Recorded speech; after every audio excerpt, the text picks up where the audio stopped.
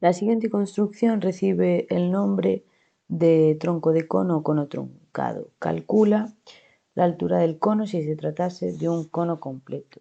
Es decir, me están diciendo que calcule la altura si en lugar de faltarle aquí el piquito, si en lugar de tener solo lo que es el tronco, una parte si tuviera el cono completo. Quiero saber la altura, es decir, todo este dato de aquí. O sea, si fuera un cono completo, este dato de aquí. Para calcular la altura, a ver qué datos tenemos. Lo primero, digo, vale, esto aquí tengo un ángulo de 72 grados, aquí tengo un triángulo rectángulo, aquí esto sé que mide 4 metros, a ver qué señalo aquí con esto. Esto sé que mide 4 metros, mi ángulo es 72 grados y este trocito de aquí sabemos que mide 4,21. Bueno, he dicho metros, podrían ser centímetros o lo que sea, porque aquí no están indicadas tampoco las medidas. Entonces, vamos a ver cómo calcular, pues en este caso, la altura, que sería todo esto, pero sí, sin que faltara un trozo.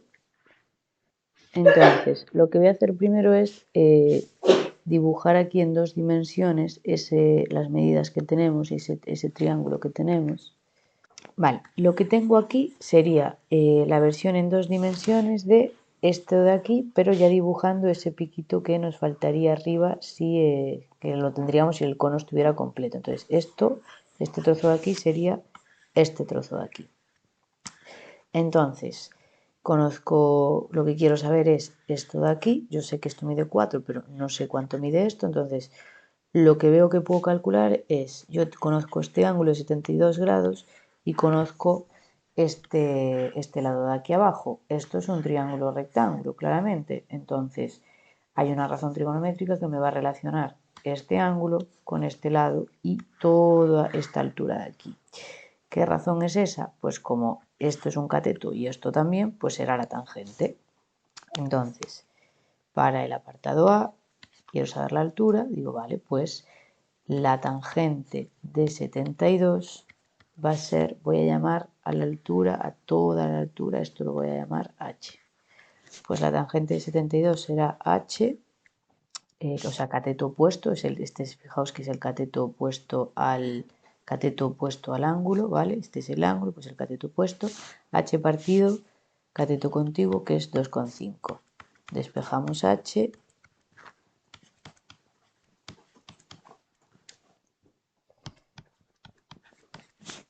Y calculamos.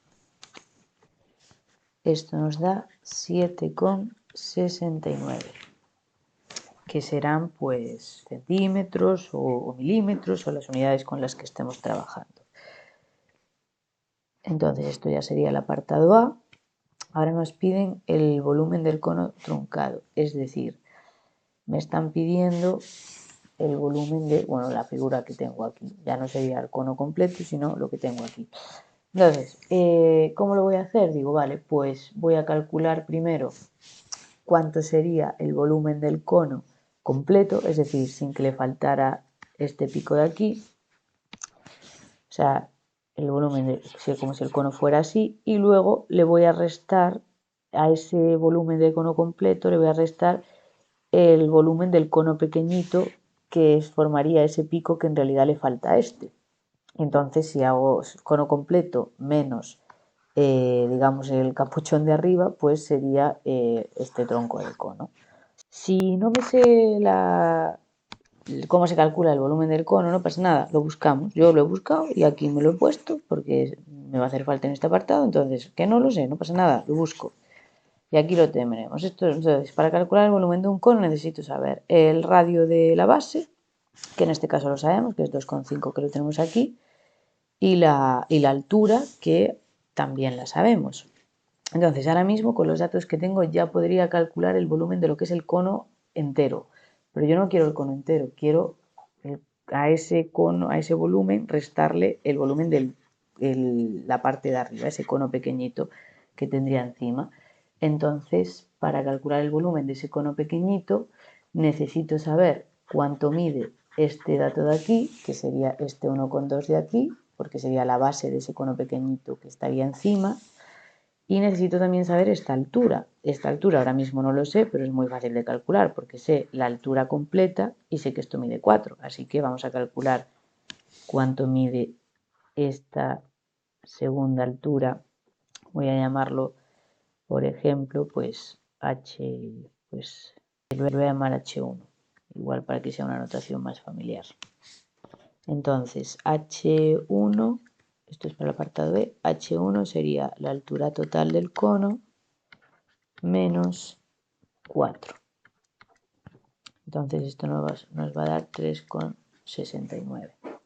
Y ahora ya podemos calcular el volumen tanto del cono, el volumen del cono completo, y luego restarle, calculamos por otro lado el volumen del cono pequeñito del trozo ese que queremos quitarle para quedarnos finalmente con lo que es solo el tronco de cono. Entonces voy a poner aquí volumen, cono completo. Entonces sería 1/3 por pi por el radio de la base al cuadrado, que como es el grande es 2,5 al cuadrado, por la altura, que hemos dicho que era 7,69. Y lo calculamos. Esto nos da 50,33, que si estuviéramos trabajando en milímetros, pues serían milímetros cúbicos, por poner unas unidades. Y ahora vamos a calcular el volumen del cono pequeñito, el que estaría encima del tronco. Entonces 1/3 por pi por, y la base, fijaos que es uno de los datos que tenemos en el applet, ¿vale? Sería, lo voy a señalar, sería este dato de aquí, ¿vale? La base de arriba del tronco. Entonces la base de arriba del tronco sería la base del cono pequeñito que tendría que poner para completarlo y que fuera un cono completo. Entonces este 1,2. 1,2 al cuadrado, y por la altura que hemos dicho que era 3,69, y lo calculamos. Esto da 5,56, que serían, pues hemos dicho milímetros cúbicos. Y finalmente el volumen del tronco de cono, volumen tronco, sería el volumen de cono completo menos el volumen de cono pequeño. Y esto entonces pues será 50,33 menos 5,56, 44,77, que serían milímetros cúbicos.